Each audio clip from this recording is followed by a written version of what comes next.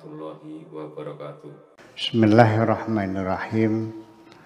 Ya abdu, wahai hambaku, mali afkarika tan'atifu ala afkarika. Kenapa sira pikirannya nyeleweng-nyeleweng? Kenapa otakmu ku sempoyongan? Kenapa logikamu kok menjadi muter-muter gak karuan? Kenapa? Dan kita setiap hari otak kita ini muter-muter, apalagi menjelang tidur. Hampir semua orang, jujur nggak? Mumpung-mumpung mikirin apa, ngitungin ayamnya orang. Iya. Mikirin dia ternaknya Pak Afkar. Kenapa? Wa ma li humumika sabitu. Kenapa engkau membawa kecemasanmu sampai di malam hari? Iya. Mau tidur nangis lagi, ngapain? Mikirin utang? Mikirin suami nggak pulang-pulang? Ngapain? Itu. Wa tusbihu fi humumika, sampai pagi kamu dalam keadaan cemas, dalam keadaan gelisah. Kenapa? Sampai pagi. Ya. Anta waliyi, engkau adalah kekasihku. Engkau adalah waliku, engkau adalah kekasihku. Engkau adalah kesayanganku. Wa ana aula bika, aku yang lebih utama. Aku yang lebih penting. Kenapa kau pikirkan, kau cemaskan, kau gelisahkan hidupmu seperti itu? Kenapa nggak mikir aku saja sebagai kasihmu yang lebih utama kau pikirkan? Tidak mau mikir jatuh atau mana-mana muter-muter. Ya. Fa'athbitni dzata sirrika. Sudah percayakan saja segala urusanmu kepadaku. Tetapkanlah zat sirmu itu kepadaku. Fa'ana biha wa bima tataqallabu bihi a'lamu minka. Apa yang membuat engkau gelisah, apa yang membuat engkau sesara, apa yang membuat engkau menjadi bolak-balik semacam itu, aku tahu semua kok. Artinya bahwa susah banget sih tinggal serahkan kepada aku saja, kok begitu susah sih. Ini saya tidak mengerti, dalam beragama orang kok jadinya seperti ini. Ya karena sibuk dengan sholat, dengan puasa, dengan haji, dengan yang bersifat seremoni. Syariatnya yang kamu perhatikan tidak salah, mas saya itu tidak salah. Mengutamakan syariatnya. Tetapi syariatnya yang punya aturannya tidak kamu perhatikan. Ibu-ibu dan bapak-bapak sekalian, saya sangat menghormati orang yang menghormati peraturan-peraturan saya. Tetapi yang paling hebat adalah orang yang menghormati saya. Bukan peraturan saya, nggak ada urusan. Sekalipun saya membuat aturan, tidak boleh berbicara keras-keras di ruangan ini. Sekalipun saya yang buat aturan, tidak boleh bawa anak kecil ke sini. Sekalipun saya yang membuat aturan, tidak boleh merokok di sini. Ini aturan saya, rumah saya, betul nggak? Ketika tamu itu menghormati, saya hormati nggak? Saya hormati kok. Anaknya ditinggal di luar dengan kakaknya, dia masuk. Kemudian ada tamu mau ngerokok, dia permisi pakai mau ngerokok dulu. Ya udah bagus lah, betul nggak? Nah tetapi ketika orang itu belum sampai level penghormatan kepada syariat, ya terjebak pada syariat juga. Ya. Andai kan suatu ketika tamu itu datang bawa anak perempuan yang sangat lucu sekali. Memang saya larang, tapi karena saking lucunya saya jadi senang, dari gemes, pengen nyetop tuh, pengen menciumnya. Lihat peraturan, tamu itu lagi punten, biar aja di sini, peraturannya nggak boleh. Udah biar aja di sini nggak apa-apa, enggak peraturannya nggak boleh, bawa keluar. Bener. Atau malam harinya saya mandi,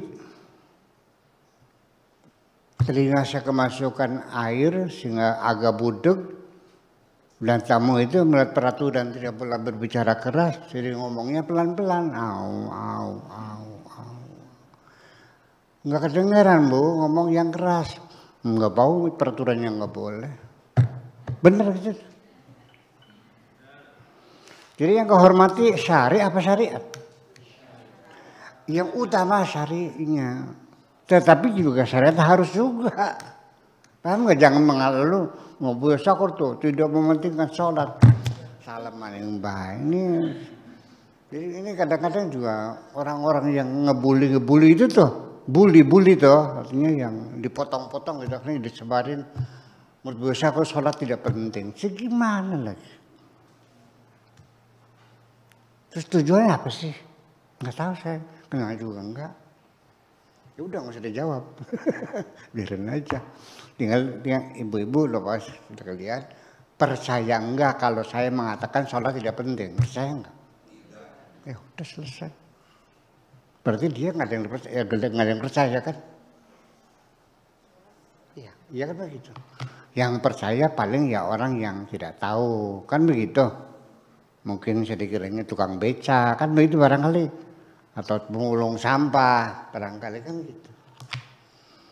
Iya, nggak tahu bahwa Buya Sakur tuh punya pesantren, ya menitipkan agama Islam sama anak cucu kita supaya Islam tetap abadi di sini.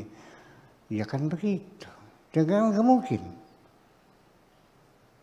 Nggak mungkin tiap hari saya ngobrol-ngobrol ke anak suruh sholat, masa mengatakan sholat tidak penting. Iya kan? Itu. Nah itu. Jadi artinya bahwa sebabnya kita tidak paham itu karena kita terjebak pada seremoni-seremoni ya, yang berupa syariat saat itu. Syariatnya kita tidak memperhatikan. Jadi kalau sholat agama, kalau haji agama, zakat agama, puasa agama. Tapi bagaimana kita ingin mendapatkan kedamaian di hati, dikiranya bukan agama. Bagaimana kiranya kita tidur bisa lelap, turunnya lali, tidurnya lelap, makannya lahap, itu bukan agama. Bagaimana kita menjaga persahabatan dengan teman-teman, itu bukan agama. Membangun kasih sayang dan kemesraan dengan anak istri di rumah, itu bukan agama. Ini kan jadi persoalan. Iya, jadi dikiranya itu persoalan kita sendiri gitu. Sudah, ini yang susah saya, yang makan saya, ya Allah nggak ada urusan. Tinggal menyerahkan saja, ya Allah, ufawwidu amri ilallah. Kuserahkan segala urusanku kepada Allah. Gara-gara orang utang nggak bayar-bayar, kamu nggak bisa tidur. Utangnya 10 miliar, uang kamu habis semuanya. Bangkrut, tertipu. Ada nggak yang berpikir ya udahlah, barangkali itu kehendak Allah. Mungkin saya punya kesalahan dulunya waktu banyak uang saya kurang sedekah. Ya udahlah saya ikhlaskan, ya Allah. Aku terima segala keputusanmu, kau habisi hartaku semuanya. Silahkan, yang penting ampuni aku dan minta rezeki yang lebih baik lagi. Langkah banget. Nah ya ini kan yang susah kan begini. Kenapa kau tidak serahkan kepada aku? Aku lebih tahu kok bagaimana mengganti rezekimu yang lebih baik. Iya, saku minter kah? Kamu itu merasanya lebih pintar dari Allah kok. Kalau minta juga kamu kan minta ngatur Gusti Allah itu. Setiap hari kamu berdoa, itu bukan berdoa, ngatur Allah. Iya boleh. Iya. Ibu-ibu sekalian, hal yang semacam ini bukan katanya, saya mengalaminya sendiri. Mengalami sendiri. Saya kerja di luar negeri 20 tahun ya. Betul enggak? Iya 20 tahun. Dan saya bukan TKW, bukan TKI. Yang kelas babu, yang yang gajinya hanya 3 juta. Tukang masak jadi supir. Saya sebagai high skill. Tenaga ahli. Kira-kira gajinya berapa selama 20 tahun? Banyak kan duit saya?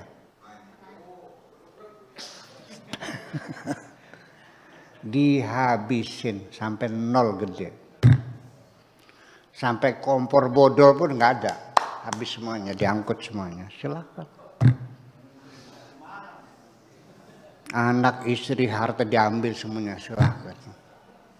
Silakan ambillah semuanya Allah. Ambillah istriku, ambillah anakku. Aku minta istri yang lebih baik. Aku minta anak-anak yang lebih baik. Aku minta harta yang lebih baik. Selesai kan? Kok selama sih? Saya bisa tidur lelap. Terbukti enggak? Ya kenapa kamu tidak melakukannya? Kamu masih ragu-ragu soalnya. Iya tak beli. Iya. Motor hilang. Ya Allah, aku ikhlasin itu. Minta ganti yang lebih bagus lagi. Kan enak begitu. Allah juga senang melihat sikap seperti itu. Daripada engkau menyalah-nyalakan Allah. Yang memang tidak menyalah-nyalakan Allah secara langsung. Dengan menyalah-nyalakan orang lain. Itulah sama-sama dengan menyalahkan Gusti Allah. Siapapun yang berkeluh kesah atas perjalanan nasibnya itu sama dengan komplain kepada Allah Subhanahu wa Ta'ala. Kita di melarat gara-gara necongri ini. Iya, supir digebukin karena kurang hati-hati, omongnya tabrakan hancur. Memangnya supir sengaja mau nabrakan mobil. Dia juga pengen selamat kok. Betul nggak? Jadi kita mesti melihat ya bahwa dari persepsi kita antuk binabil qadari, yakinlah kepada takdir Allah itu khairihi wa syarrihi. Ya sudah, Allah yang mana tuh? Kok sopir yang digebukin? Nah itulah persoalannya. Jadi artinya sekali kita ini masih sering bercerita kepada teman-teman tentang kesulitan kita. Kurang makan, kurang duit, kurang tidur, kurang... Soalnya kesulitan-kesulitan begitu kau keluh kesahkan kepada orang lain. Itu sama dengan komplain kepada Allah. Katakan jangan Nabi, man batha faqad syaka. Man batha faqad syaka. Barang siapa yang menyebarkan keluh kesahnya sama dengan komplain kepada Allah. Anak santri saya nggak betah. Baru kelas 2. Aliyah nggak betah, dia pindah. Ketika pindah dia bercerita, pondok pesantren itu nggak enak. Iya, masakannya nggak sedap. pelajarannya terlalu padat dari pagi sampai malam, nggak bisa istirahat. Guru-gurunya bego-bego. Pokoknya dia ceritakan keburukan-keburukan, pengalaman-pengalaman pahit dia selama di pingkan. Coba HP saya dirampas, dibuang ke balong, diceritakan semuanya. Aturan-aturan yang ketat di sini dilanggar semuanya, akhirnya dia pindah dan menceritakan keburukan-keburukan Pondok Carang Pingkan. Saya marah enggak? Kalau Allah marah enggak digituin? Coba pakai otak dikit dong. Coba pakai otak dikit dong. Memang iya, secara psikologis ketika kita menyampaikan kesulitan kita kepada seorang sahabat, kanda kebelenakan, laki kita kok cupar, masuk pengen lagi pacaran masuk kalau bro nawari kinda, wis laki mah plekeset, mengkertang nih. Diceritakan kejelekan istri, mertua juga diceritakan. Ngapain kau ceritakan itu? Keluhan-keluhan yang semacam itu yang kau sampaikan kepada teman-temanmu, itu adalah pembicaraan yang sama sekali tidak menarik kok dan membosankan. Jujur aja dah, percuma. Dia sekarang sedang bersahabat. Kau buka rahasiamu. Ketika terjadi permusuhan, kunci rahasiamu ada di tangannya. Betul nggak? Rugi juga pada akhirnya. Ya uslah, kari apa jadi? Kenapa kita tidak mengadu pada Allah aja? Bahkan lebih baik mengenal Allah. Ya Allah, kita keurip belenak teman sia. Bahkan makan terus magis podaran apa kita ke? Mungkin lebih benar begitu. Iya. Masih mending begitu sekalian pada Allah. Memang dia yang punya kok segala-galanya. Nah itu maksud saya. Ibu saya juga sering mendoakan anak-anak begini. Lamun sira bakal mulia tak dongakan dawa umure. Bakal beli bener tak dongakan gagian mati besisan. Ibu saya begitu. Artinya bahwa kalau kamu nanti bakal jadi orang jahat, saya doakan cepat mati saja kamu. Tapi kalau engkau bakal jadi orang yang baik, saya doakan panjang umurnya. Gitu. Ya namanya juga ngomong guyon emak kan. Ya, sentuh gurunya ibu saya begitu kadang-kadang ya. Saya yakin itu guru itu bukan sungguhan. Yang telah nggak pasti anak-anaknya didoakan semuanya kok. Nah, jadi fa'athbitni itu maknanya, makanya tadi dikatakan fa'athbitni dzata sirrika. Semua rahasiamu sudah tetapkan saja kepadaku, pasrahkan kepadaku ya Allah. Jadi begini. Iya, ya Allah, daripada saya disakiti tiap hari. Suamiku yang tidak tahu perasaan yang ini ya Allah, kalau memang panjang jodohku lanjutkan, beri aku kesabaran. Kalau tidak ada kemaslahatan untuk agamaku, untuk kehidupanku, ya Allah segera diselesaikan. Tapi aku tidak akan minta resmi, tidak akan minta cerai kepada suamiku. Silakan kau yang mengkondisikan, sehingga kita masih berpisah. Enak juga ngomong begitu. Lepas anda kena nih wong sejen, laki kita kok, anu cupar, anu makanan, bocah blesak. Ngapain? Ya itu tidak menarik bagi kalian. Jangan dikira. Memang kita ini ngerasa plong, karena itu beban dalam pikiran diceritakan orang lain, seperti kita menguras memori, betul nggak? Tapi dengan itu sementara, plongnya itu sehari 2 hari. Setelah itu yang mumet lagi. Karena tidak terselesaikan kok. Tahunya teman yang menjadi tempat curahanmu itu menolong kamu. Enggak, dia juga punya kesusahan sendiri kok. Boro-boro nolong sira. Itu kira-kira yuk kita serahkan saja intinya mah kepada Allah karena Allah yang lebih tahu daripada kita. Mana yang terbaik Allah yang lebih tahu. Jadi serahkan kepada yang lebih tahu. Jadi kalau kita memilih sesuatu yang kita tidak tahu, tolong nanya kepada orang yang tahu. Saya tidak ngerti berlian, mana diamond, mana imitasi, ya kan begitu. Kalau mau beli ya saya cari orang yang ahli diamond dong, ahli berlian. Betul nggak?